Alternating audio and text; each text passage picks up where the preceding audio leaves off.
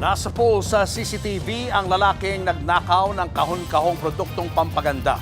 Nasa frontline ng balitang yan si Carol De Asa.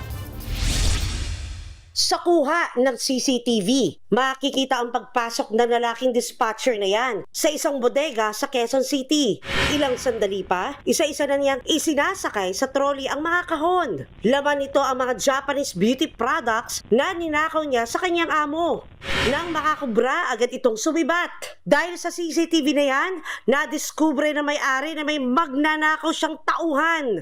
Nakapagtataka raw kasi laging kulang ang kanilang benta. Nang rebihin ang CCTV, agad nagtungo ang may-ari ng kumpanya sa mga pulis at ikinasa ang follow-up operation. Nadakip ang suspect nitong Miyerkules ng gabi sa loob ng pinagtatrabahuhan at pinagnakawan niyang kumpanya. Na-recover sa suspect ang mga ninakaw na kahon-kahong produkto na aabot ng higit 260,000 pesos ang halaga.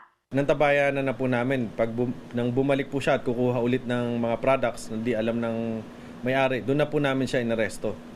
Binibenta po niya to sa isang individual na ang sabi niya yun lang pa niya na yata nabentahan.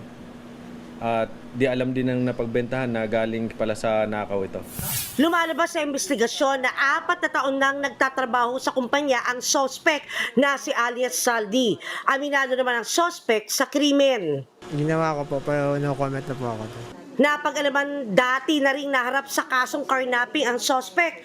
Ngayon naman, sasampahan siya ng kasong qualified theft. Nagbabalita mula sa Frontline, Carol De Asa, News 5. Mga kapatid, Julius Babaw po.